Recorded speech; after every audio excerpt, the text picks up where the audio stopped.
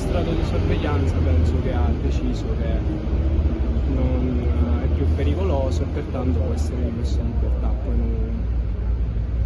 si dovrebbero andare a verificare tutti gli atti del processo e di questa decisione in particolare magari. La notizia della scarcerazione in tempo, perché volevo che rimanesse nel secco in carcere, però spero che uscendo dal carcere, spero che capisca gli errori che ha fatto e cammina sulla giusta strada, che sia l'esempio per molti, cioè il redimersi di quello che hanno fatto. Anche i mafiosi dovrebbero capire questo.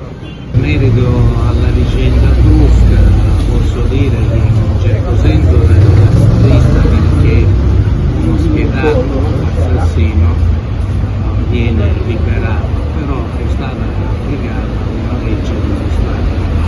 legge che è stata voluta da Giovanni Falcone, grande uomo siciliano e italiano, per combattere la mafia. Questa legge concede delle agevolazioni ai mafiosi che si pendono in modo da poter